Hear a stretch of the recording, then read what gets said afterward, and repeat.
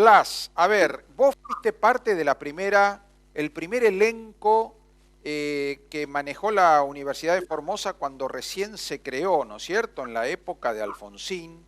Esto fue un reclamo de toda la sociedad formoseña, tener una universidad propia. Antes teníamos que ir a Corrientes, a Resistencia, a hacer los estudios universitarios, la UNE, Universidad Nacional del Nordeste.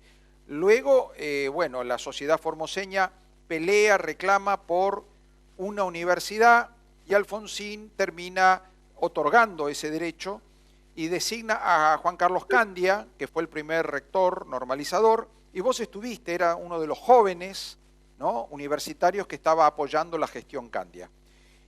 ¿Cómo de esa época hasta ahora se llega a una situación de tanta politización, de tanta lucha por el poder dentro de lo que es la universidad, que hoy la Universidad de Formosa está siendo financieramente perjudicada, ¿no?, en el reparto de fondos, evidentemente a pedido de gente de Formosa? A ver, formoseños que no quieren que le vaya bien a la Universidad de Formosa. ¿Cómo puede entenderse esto?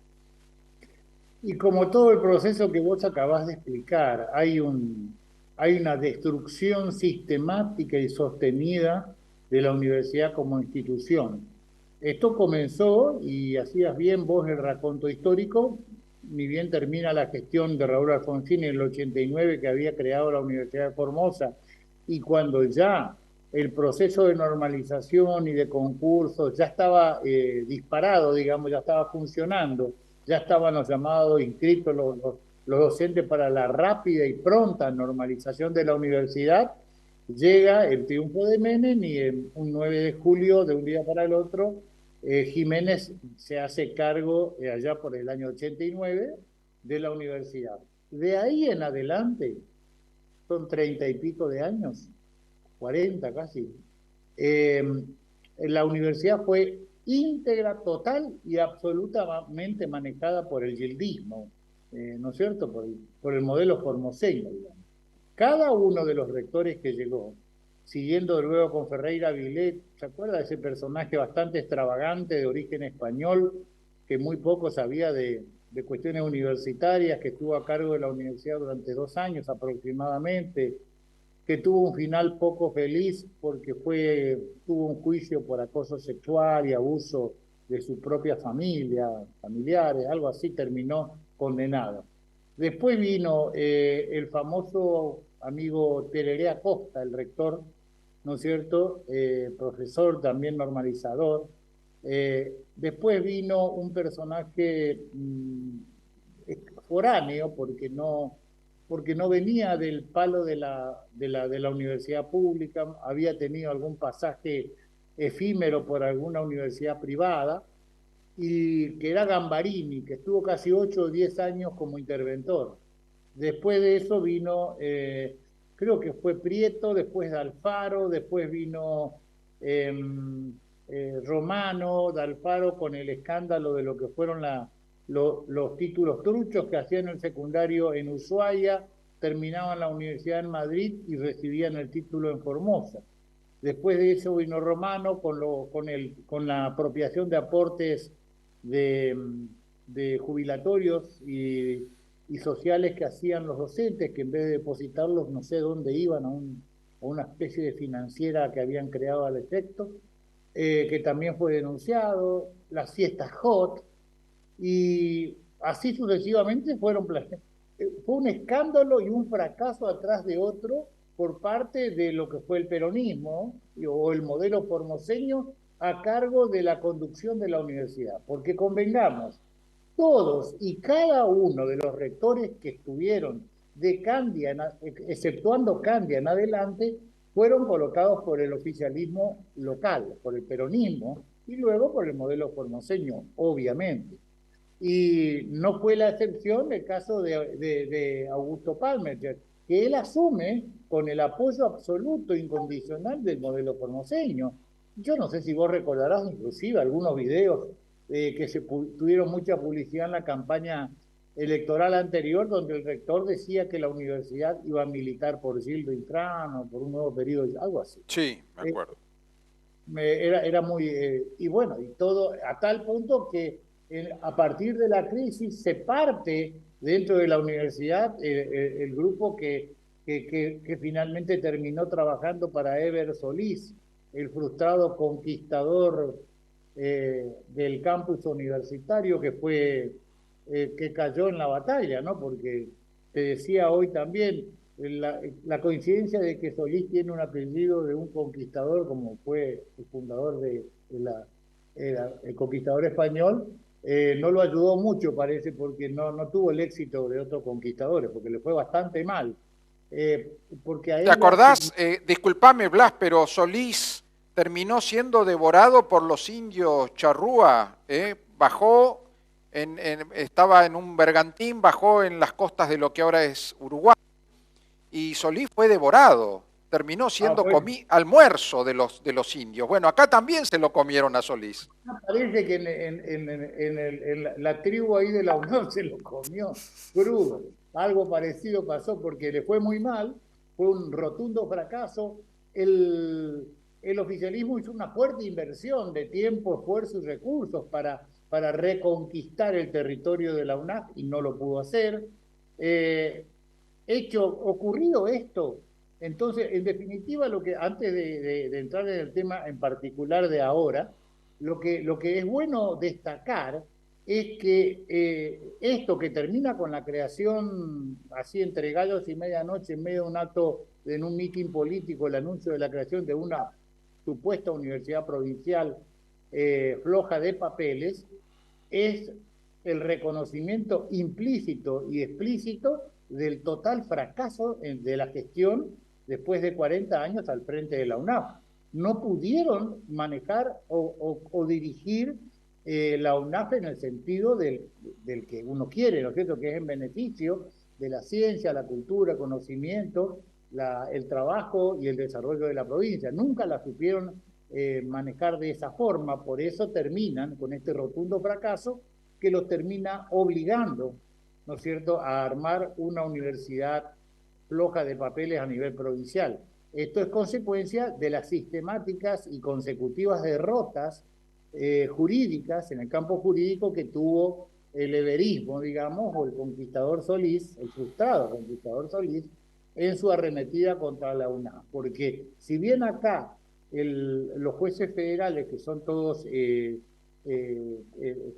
oficialistas, digamos, como el caso de Morán, le daba a favor los fallos, ¿no es cierto? Eso iba a la Cámara de Apelaciones del Chaco y no tenía la más mínima posibilidad de subsistir el fallo, digamos, allá le daban por la cabeza a todos los fallos, porque estaban mal planteados, porque eran jurídicamente incorrectos, estaban mal encarados, una mala praxis jurídica tremenda, que los llevó al fracaso, porque ellos están muy acostumbrados a no litigar o a litigar en forma acomodada, digamos, que cuando tienen que litigar en serio terminan cayendo como cayeron en este caso.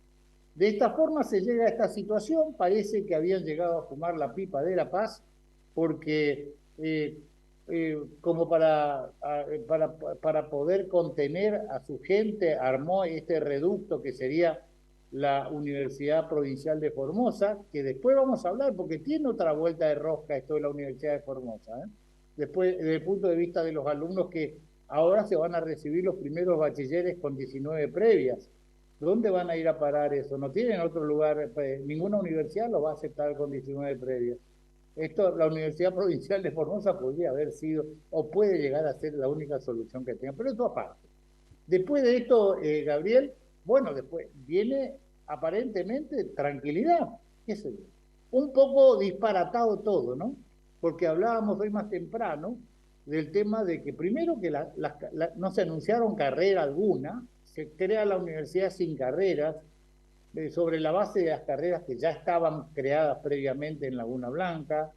Se anuncia muy tibiamente o sin mucho contenido la creación de dos carreras como medicina y enfermería, y llama muchísimo la atención porque el caso de enfermería es una de las llamadas carreras estratégicas y es un ejemplo típico de lo que el peronismo, la forma en que considera y el valor que le da a la educación el oficialismo provincial. Porque fíjate vos, Enfermería es una carrera estratégica y fundamental que tiene un monitoreo igual que medicina, ingeniería, ¿no es cierto? Son carreras que tienen un seguimiento un monitoreo muy pormenorizado de parte de la Comisión Nacional de Evaluación Universitaria, la CONEAU, que periódicamente debe hacer evaluaciones para que los profesionales que salgan egresados tengan la práctica y los contenidos necesarios.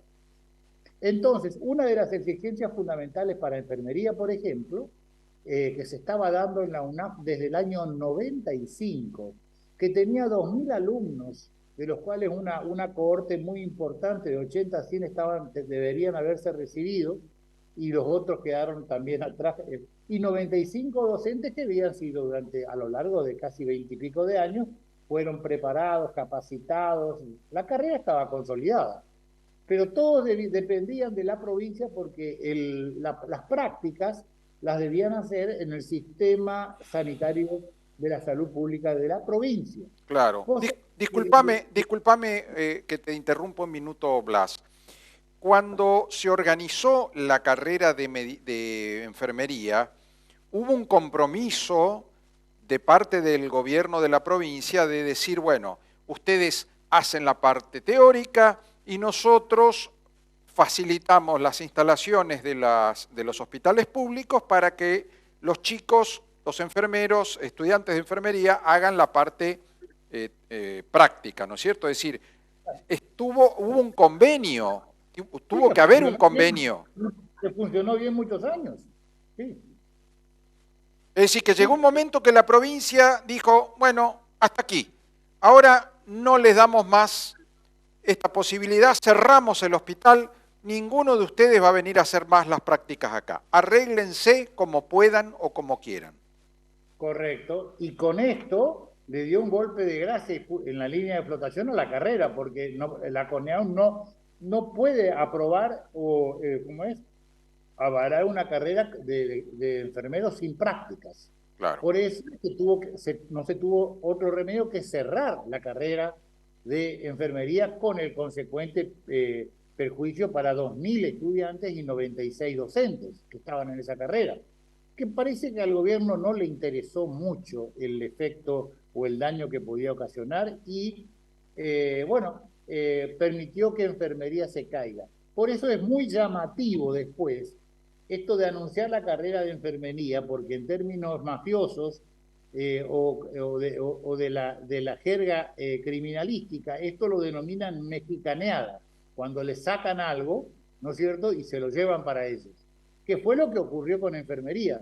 Desmantelan o hacen caer la carrera de enfermería, que estaba consolidada, formada con recursos humanos, técnicos, en la UNAM, con 25 años de experiencia, y la traen y la anuncian como próxima carrera de la Universidad Provincial de Formosa.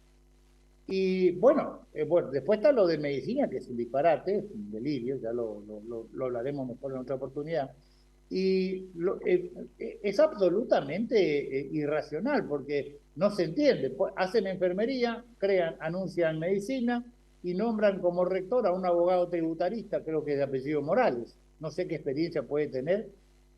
Ojo, si por ahí fue una carrera que ya está funcionando hace mucho tiempo y viene bien trabajada, podría serlo, pero para formar una carrera tenés que conocer, tenés que saber, ¿no es cierto? Bueno, así es como se crea o mexicanean y boicotean la carrera de enfermería en la UNAP.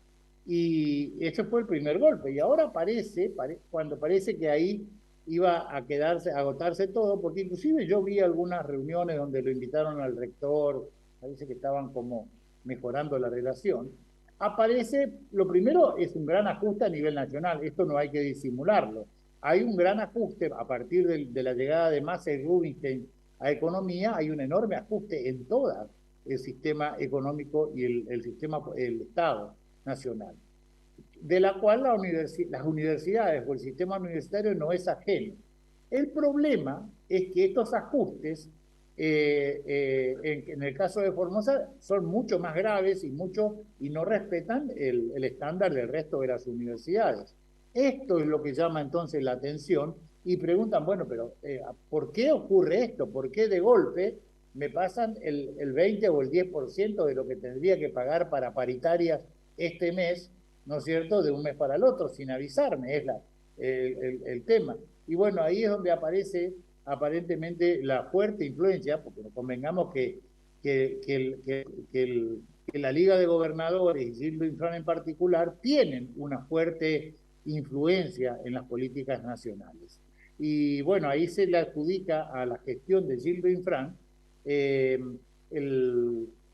cierta intromisión y cierta manipulación para poder boicotear a la Universidad Nacional de Formosa con el consecuente perjuicio institucional que puede perjudicar. Blas, Sí, discúlpame, trascendió una planilla donde sí, uno puede ver las transferencias que se hicieron desde el gobierno nacional a distintas universidades y vemos que marzo, abril, mayo, junio, julio, agosto, septiembre se mantiene en todas las universidades, pero hay una universidad donde cae, que es Formosa. Entonces, antes claro. se pagaban, ponele, 9 millones de pesos, ahora se paga 2 millones o 3 millones de pesos. Hay una caída en los últimos 2 meses de las transferencias con ese destino. Entonces, es cierto, Claro, y encima, hay un ajuste global, pero en ese rubro está clarito que Formosa ha sido discriminada. absolutamente, porque tengo entendido, yo no tengo la planilla, pero vos me vas a saber desasnar sobre el tema, que son partidas destinadas al pago de los aumentos de paritarias que se acordaron. Así parece ser, ¿sí? Estamos hablando de sueldo, estamos hablando de cuotas alimentarias, estamos hablando del sueldo de gente. Si por ahí me dicen, mira, le recortaron el aporte para la obra pública o Claro. de edilicia, para equipamiento de laboratorio o ese tipo de cosas, bueno, podemos hablar. Pero estamos hablando del puchero de los docentes y de los Algún maestros. mal pensado, algún mal Sí, pensado puede llegar a pensar que al recortar partidas que van al pago de sueldos, están generando las condiciones para un reclamo gremial.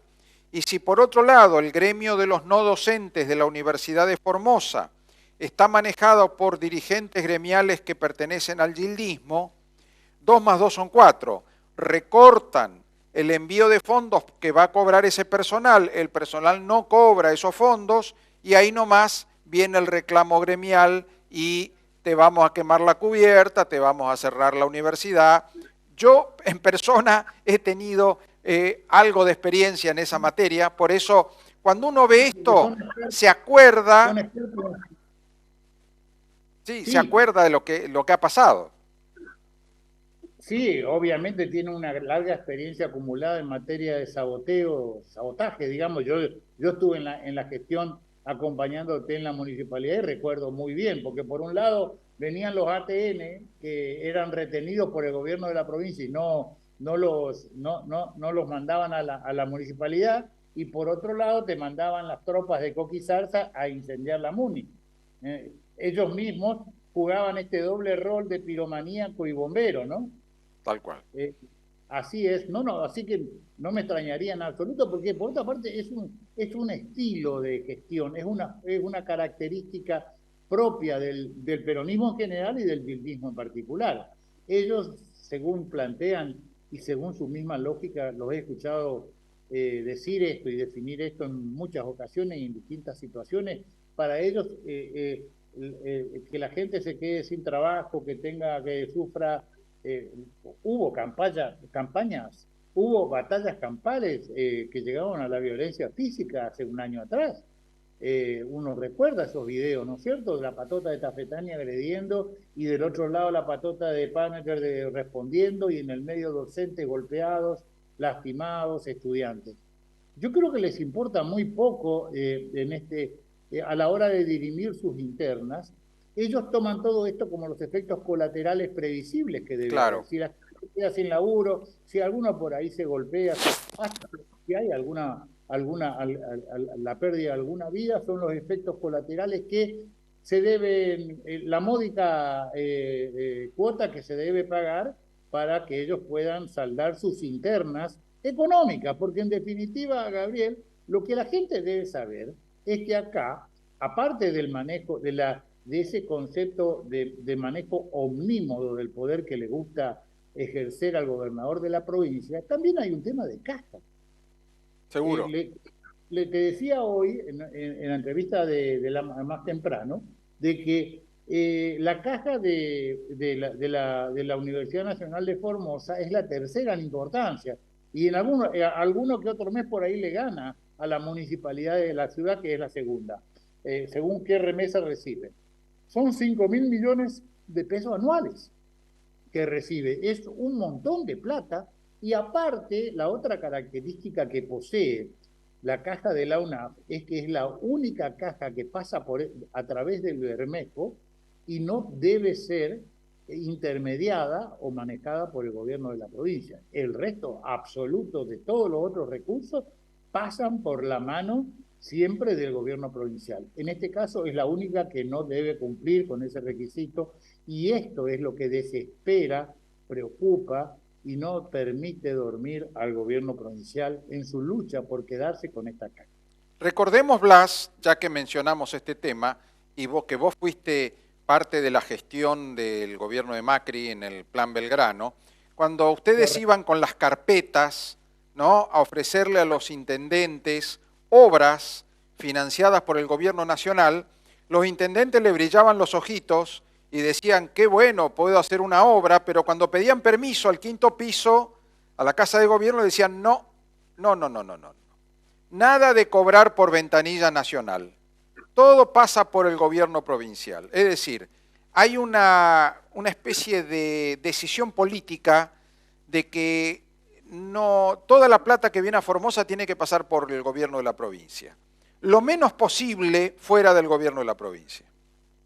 Absolutamente, recuerdo bien porque hemos recorrido con mucho esfuerzo muchas localidades del interior. Había un crédito disponible de 250 millones de dólares del Banco Interamericano de Desarrollo para lo que era todos planes de saneamiento de cloacales y de agua potable, para pueblos medianos y chicos, digamos, o sea, plantas medianas a chicas.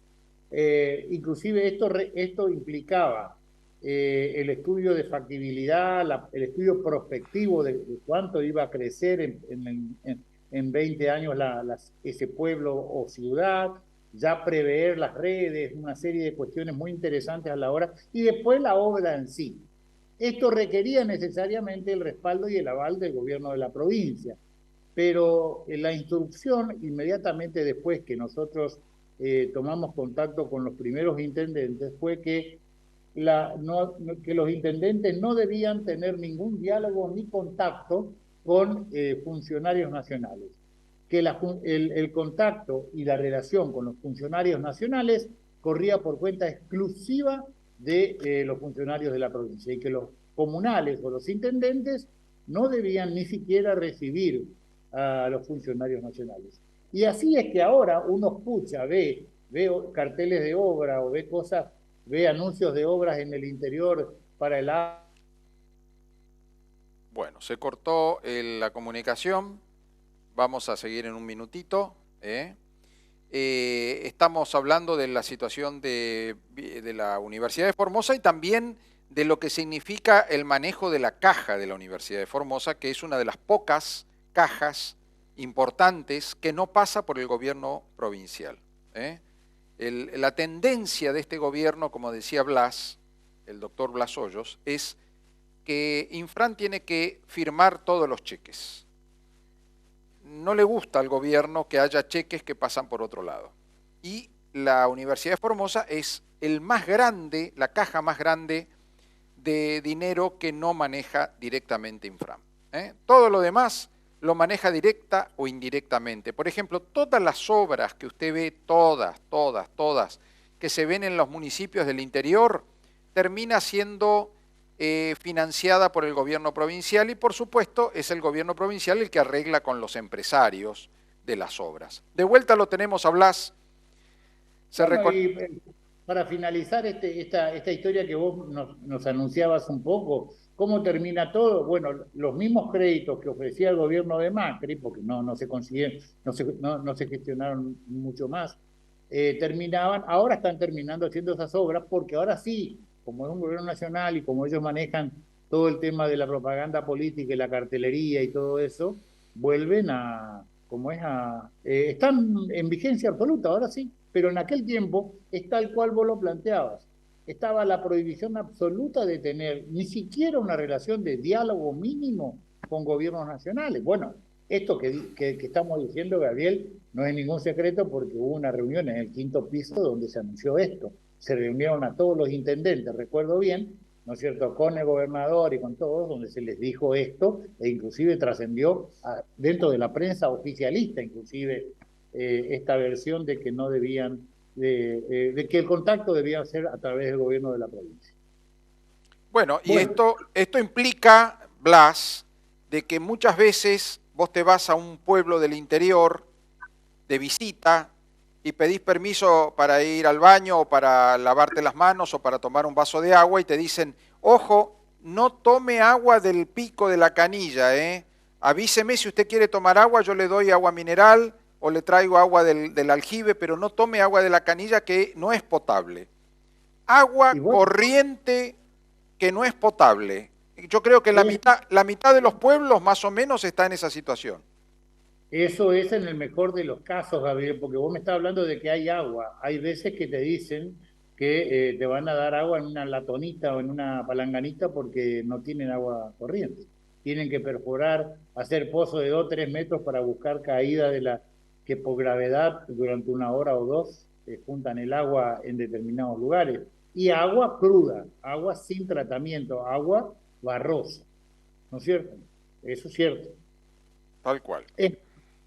Pero esta es una estrategia o una táctica del gobierno esta de, de, de atacar y de poner por encima de los intereses del común de la gente. En este caso, volvamos al tema universidad, hay más de 10.000 personas involucradas en esta problemática, desde estudiantes, trabajadores, docentes, que están poniendo en juego su futuro, su vida, su proyecto de vida, su salario, su sueldo, su sustento. Sin embargo, parece que al gobierno provincial no le molesta mucho o no le preocupa mucho esta situación. Y lo mismo arremeten creo que en una gestión absolutamente descabellada en contra para dirimir sus cuitas internas y alguna ambición mezquina de manejar unos pesos más de caja. Blas, Esto, te hago una consulta, una pregunta. ¿Los cuerpos orgánicos de la Universidad de Formosa se pronunciaron? ¿Están viendo si se van a pronunciar? ¿Va a haber alguna clase de, no sé, de comunicado respecto a esta situación o se van a llamar al silencio y van a sufrir en silencio? no tengo la más mínima idea, porque desde el momento que esto es una interna del peronismo, yo tengo muy poco contacto con ninguno de los dos sectores o bandos. En este caso soy una suerte de espectador privilegiado de la situación, digamos.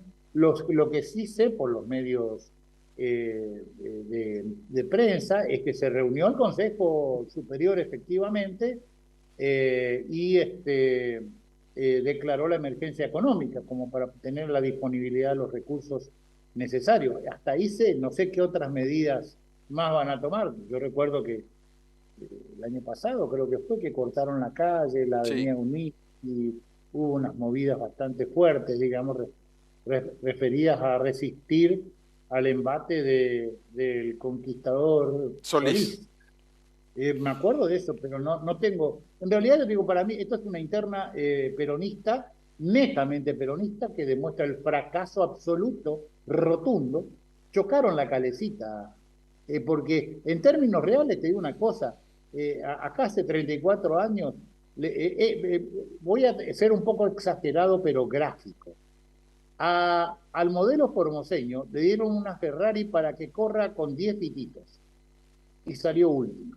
Que es ¿Por qué? Porque hoy en día la Universidad Nacional de Formosa ha sido devastada, desacreditada. Hay mucha gente que prefiere ir a las universidades privadas, a hacer, como es a los institutos terciarios del interior o de la capital, por el desastre que han hecho, teniendo enormes recursos, enorme disponibilidad y participación e inserción en el sistema universitario nacional y acreditación de títulos nacionales. O sea, es una Ferrari al lado de un instituto terciario o de la universidad de la UCASAL, que da clases por computadora vía virtual.